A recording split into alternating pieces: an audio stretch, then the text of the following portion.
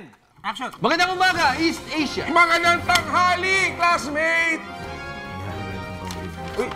Uy, heartbeat! Magandang gabi, mga ka-heartbeat. Busy sa secretary.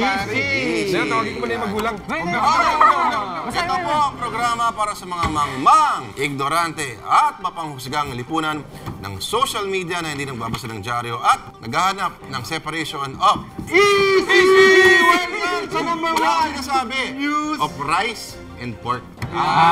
Welcome sa number one news and commentary program na tatalo sa ratings ng The X-Man ng UNTV 41. Walang kokontra sa Separation of... Bahala. Kaya nga! Jun Sabayton po pangalan. Itiwalag na natin sa kontrabando to.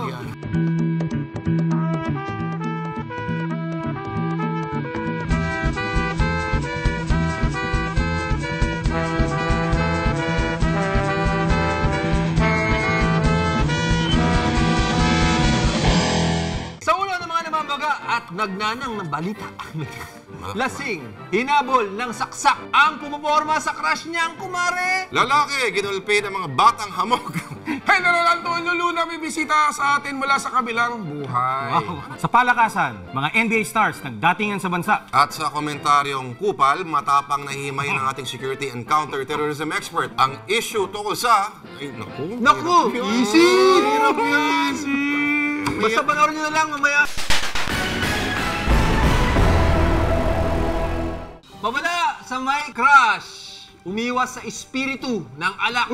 Sa Malabon, nang habol ng saksak ang isang lalaki nang mabalitaan niyang pinopormahan ang crush niyang kumare. Narito ang report. Sa presinto humantong ang pakikipagtumaan ni Jovel Doza. Parang nasa ibang dimensyon pa ang isip niya. Pa-smile pa. Umaga pa lang daw, lumalaklak na ang 30 anyos kasama ang mga kaibigan sa Malabon. Eh syempre, ano pa nga ba? Nalaseng si kuya. Dito na niya sinugod ang bahay ng kumare na si Mary J. Reyes. Wala raw inabutan si Doza. Kaya naisip niya, magnakaw na lang ng kutsilyo. Paglabas niya, nakita niya ang 18 anyos na si Mark Mangalingdan at pinabol ng saksak agad-agad. Bigla raw siyang tumayo, umugot ng kutsilyo. Tinula ko na yung kasama ko. Eh paano ka nakatakas? Tumalon na ako sa ilog. Maya-maya pa, naaresto ng mga tanod ang walwal na suspect. Sa investigasyon, nalaman na crush ni Doza si Mary J. Kaso, si Mary J, si paring Mark daw ang type. Pero ang suspect, tinanggi na Jelly de Belen siya. Wala akong selos na gano'n, wala po. Nagkamali lang siguro ako yun. Maliban sa pagsorry, may peace offering pa si Doza. Yung pinto mo, gagawin ko na lang bukas. So nice of you naman. Maaksyon, Ramon Bautista, News 5, Kontrabando. Yung pintuan dapat lagi... Yung pintuan dapat lagi nakabukas para sa pag-ibig. Hindi tinatadyakan. Hindi tinatadyakan para bubukas. Pero sabi nga, pag nagsara ang isang pinto, May bintanang bubukas. Tawag na sa'yo ng akit bahay. hindi lang dapat sa uhog ng batang hamog mag-ingat. Kaya rin kasi nilang mambugbog. Naray ko, be! Narito ang report.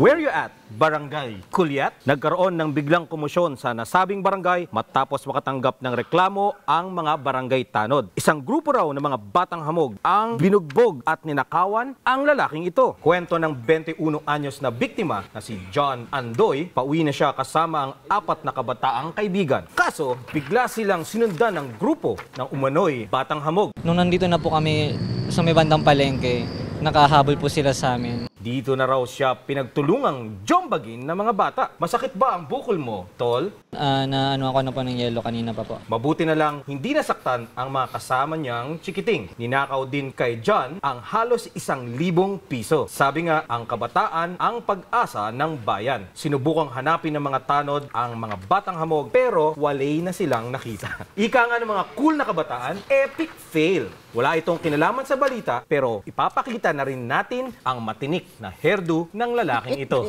Palong-palo ka, tol. Yan ang gandang Ricky Reyes. Grr! Umaksyon, R.A. Rivera, News 5, Kontrabando.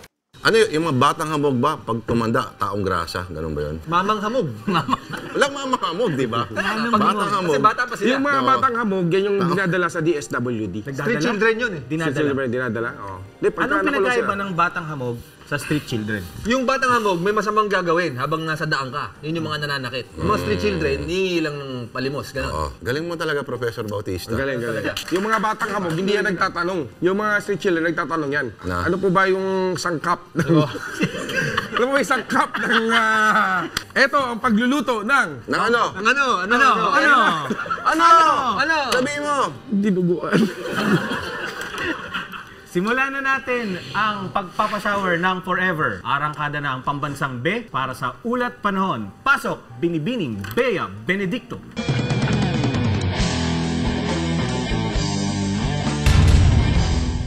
Mga kapatid! Prayer months na at alam naman natin ang ibig sabihin nito. Simula na ng Christmas season sa Pilipinas! Pero ngayong linggong ito, hindi pa nagsisimula ang malamig na simoy ng hangin dahil mananatiling malabo, pabago-bago at paasa ang lagay ng ating panahon. Summer sa umaga, uulan sa hapon at magiging malansangan ng mga gabi. Parang ang inaabangan mong minsan deadma, minsan pa fall at madalas malambing kapag may kailangan. Trivia time ng mga sawi! Ano ang waistline ng brief ni Epe? A. 26, B. 24, C. 36, at D. 42. Okay, back to you, boys! Rock and roll to the world! Kasi pag bumibili ako ng brief, hindi naman number yung nilalagay, small, medium, large eh. May cup size ba yun? Oo nga, may nilalagay ba yung waist sa brief? Meron, Alam ko, small, range, medium, ba? large. Medium, 28 to 32, parang ganon. Kinakabahan ako sa sinabi mo. Yari, sa sinabi mo, kami kinakabahan. Oo. Mawala kami ng kaibigan. Baka mawala na lang ako bigla. Yan nga sabi Uy, namin. ganyan tol, pamilyado na ako. Okay, mula sa weather, ito naman ang wet na wet. Lalo na pag umuulan ng Teka lang, balls. news brief muna tayo. Yan. Dito sa Kabukira, walang kalungkutan. Para lumilevel up yung mga news briefs natin. Lumolocation na tayo ngayon. Nung isang linggo sa Baler. Baler. Oo, Matindi. high tide, low tide eh. Ngayon. Nasa Nueva Vizcaya. Oo. Matapang talagang balitaan to. Okay. Ito naman ang wet na wet, lalo na pag umuulan ng balls. Balitang palakasan na kasama ang eksperto sa paghigop ng lakas sa kanyang sports segment na... Balls.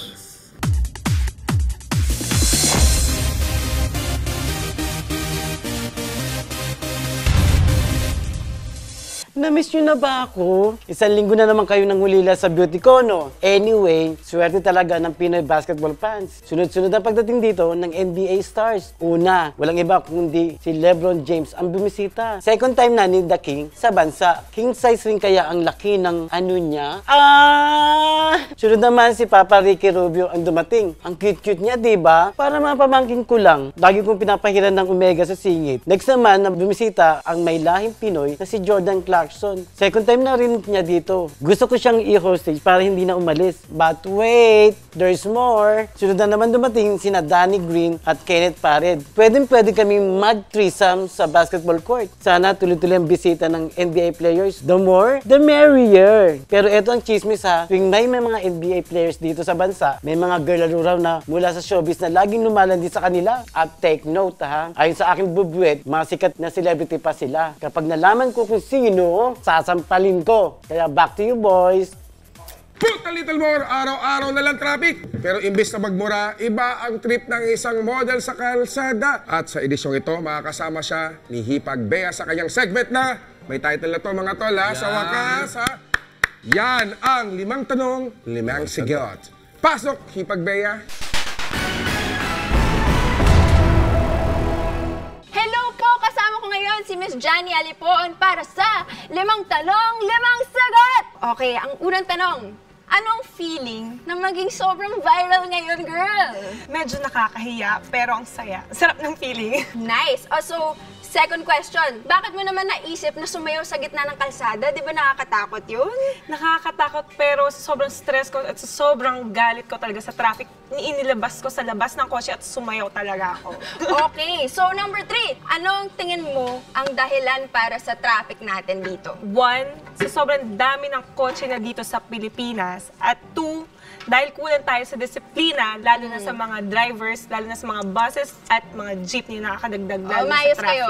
Okay, so ano ba ang mensahe mo para sa mga kinauukulan dyan? Dapat lalo tayo maging mas disiplina. At hindi naman nakakamatay ang traffic at huwag tayong papakamatay sa traffic. Kaya dapat pag traffic, smile na lang, isayaw mo na lang yan, ikanta mo na lang katulad na ginawa ko, isinayaw sa labas ng kotse, pero sa inyo, sa loob na lang ng kotse. Safety always, remember. Yes. Okay, so number 5. At ito ang pinaka-importanteng tanong. Question ng ating mga bangers. May boyfriend ka na ba, Ate Johnny? Ang totoo niyan, meron na po. O sige, let's please May go. boyfriend na? Ay, Bawal mag-guess dito, may boyfriend. grabe. De, before I got rudely interrupted, hatakin natin dito si Mr. Chris Dan! Guys, dapat mabait kayo! Mabait kayo dahil kung wala siya, wala tayong viral video kasi siya ang ating videographer! Yay! Back to you, boys! Alam mo kung ganyan lagi, yung ang mga ginagawa guests ng mga tao kapag sa traffic, maging mapayapang republika Pero may tayo boyfriend na eh. Boo! Boyfriend! Boo! Boo! Boyfriend! Lahat ng boyfriend, boo! Ang sabi nga, kung wala tayong kasaysayan, wala tayong saysay. At para naman may saysay ang panonood din yung mga kapatid ng kontrabando, kasama natin ang tunay na henyo raw ng digmaan laban sa mga Amerikano. Ito yung unang nag-isip ng isang profesional at modernong hukbo. General Antonio Novicio Luna, live mula sa Afterlife. Kumusta naman dyan sa kabilang buhay, General? Oh, mabuti naman. Mabuti masaya. Laging masaya at saka pakiramdam mo, malaya ka, parang humahangin lagi ng kabayanihan. Masarap huminga. Wala kang kaaway. Walang nagagalit sa'yo. Meron akong madalas masalubong dito eh. Nakaputi siya, tapos lagi siya nakaganon. No? Nakasalamin. Parang bali-balita ako eh, ano yata to eh, nabaril daw dun sa may eroplano. Parang kasama di. Huwag Sino naman yung easy. nakaganon, nakasalamin? Yun yung yung biyana ni James Yap. James Yap. Meron pa akong isang nakikita.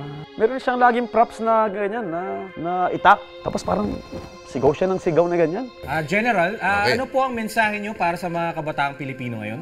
Alam niyo, ang gusto ko sanang sabihin sa mga kabataang Pilipino ganito eh. Pag meron kayong kaklase na mas magaling sa inyo, o tingin niyo mayabang, malakas ang loob, huwag niyong tatagain. Yan. Huwag niyong babarilin. Pag kayo medyo naiinggit ng konti, maghanap na lamang kayo ng pagkakaabalahan. Isipin niyo kung ano maitutulong niyo sa kahirapan ng bansa ninyo. Dahil parang sa pakiwari ko yata, naghihirapan yung bansa ninyo ngayon dyan sa ibaba. Aba, malupit. General, balita namin may ginagawa daw pelikula tungkol sa buhay nyo. Oo, tama. Mukhang meron nga. Kasi naalala ko nitong mga nakaraang araw, madalas ako nananaginip. Meron akong mga nakikitang pumapasok dun sa isip ko na pangalan na Gerald Tarog, John Arcilia, Paolo Abelino, Joe M. Bascom, Aaron Villaflor. Pumapasok yung mga pangalan. Pagkatapos, may mga gera-gera ako nakikita. Parang nakikita ko yung sarili ko nung parang bumabalik yung nangyayari sa akin noon. Kasi nalimutan ko na lahat yan eh. At saka parang may naririnig ko tungkol dyan sa sinasabi nilang pelikula na yan. Na yun daw mga manunood ng mga estudyante ay libre raw sila ng 50%. Ipapakita lamang daw nila yung ID nila. Kung gusto ng mga kanilang mga guro, yung buong klase, imbitahan niya. At ipasok sa sinehan, 50% din ang discount. Ang hirap tagalugin ng discount kahit ako'y medyo iniiwasan ko yung mga English. Alam mo naman yung mga kalabang ko nung mga nakaraan, hindi ba? Maraming salamat, General Antonio Luna. 1, 2, 3, 4 mga kapatid, kapit ng mga tol. Ito na po ang ating top 5 sa edisyong ito. Sa numero 5, Move Over, Atom Araulio. Idol ko yan. Ito na, idol ko rin yan. Pero malupit to. Ito na po ang pinakamalupit na stand-upper sa gitna ng bagyo. Nag-iisa na lang yung barko na nakaangkla dito sa pier sa Aparisa, Cagayan. Talagang damang-dama na yung epekto ng bagyong Ineng dito sa Cagayan. Para siyang batang hamog dun sa ginagawa niyang video. Kasi siyempre, di siya nakikita. Bumabagyo, nandun siya. So malupit sa kay Atom. Bumabagyo nandun siya. Di siya makilala ngayon kung sino siya ngayon. Kasi yung in the service of the story. Sinubsub na yung personality niya. Hindi pa pwedeng ipakita yung landscape. Hindi pa pwedeng intercut pala. May editing naman eh. Tao dyan, ginusto mo yan. Ginusto mo yan. Sa numero 4, sino ang hindi nangungumunyon sa pamilya Binay?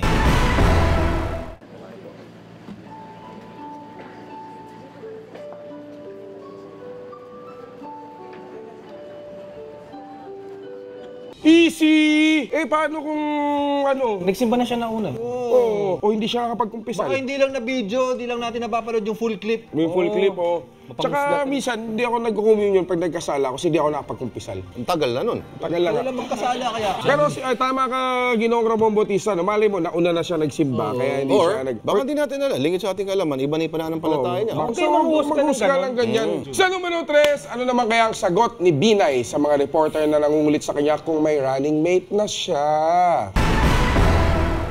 Sir, ilan na lang po yung nasa selection committee? Ilan po itong pinapipilian po niya? Secret. Secret. Secret. Secret. Mahirap yun. Hirap. Napakakulay talaga ng minsan. Galaw ng mga bibig nitong si Vice President Binay. Tsaka yung meron. Kontrolado niya lahat no? Pwedeng back to back niya neto Ano ang sa inyo? Natamimi kayo, ano? Classic talaga yung ano na yan. Back to back. Pero kailangan natin mag-move on. Sa numero 2, mga tol, ano ba ang kulay ng brief by Governor Joey Salceda?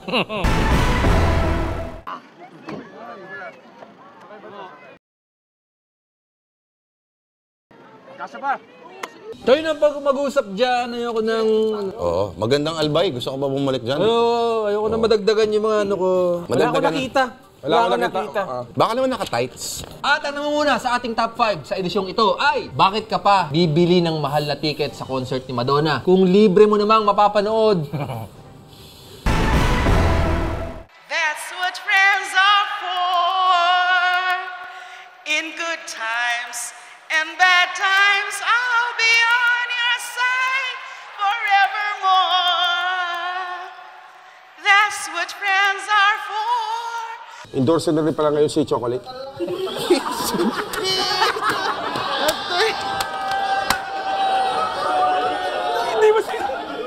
Hindi ba si Chocolate yun? Bakit ako? Wala ka nang kakampi!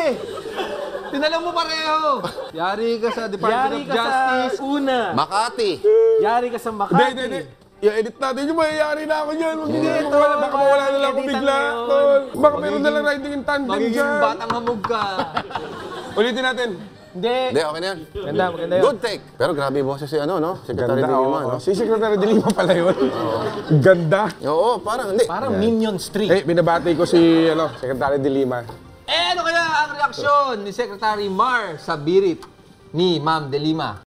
I'm glad I get the chance to say that I do believe I love you and if... Binibidyo ba niya? Hindi, nag-attack. May attack sila sa COC, kaya ganyan. Busy. Natuwan-tawa si Pinoy, no? Naisip ni Pinoy, lalabas sa kontrabando to. Bigla akong kinabahan tuloy. Hindi yan. Ganito lang yan Kung hindi ka mawawala sa QC, mawawala ka sa Makati. Mangyayari na dapat mangyari, Jun. Or pag dumaan ka ng Padre Faura, mawawala ka na lang. Ako, basta isa lang yung bilin ko. Yung abo ko ilagay sa ice candy. Bakit? Tapos ibigay sa mga batang hamog. Tsaka sa inyo, dapat kumain kayo. Miss ko na namin, Jun. Kaso wag na pala si Bart, mga iba yung mga... May mga puy, may mga balay mo, yung bigote mo.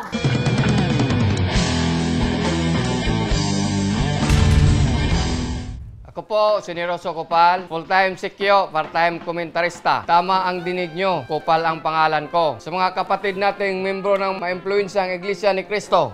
Ingat ka, tol!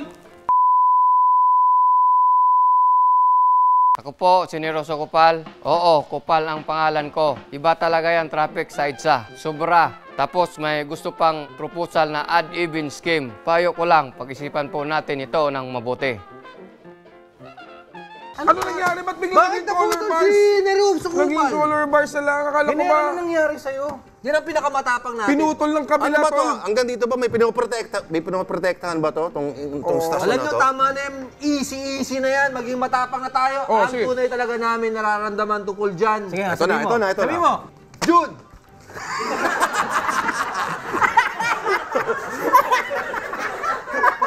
Bakit ako? Matapang ka eh! Hindi!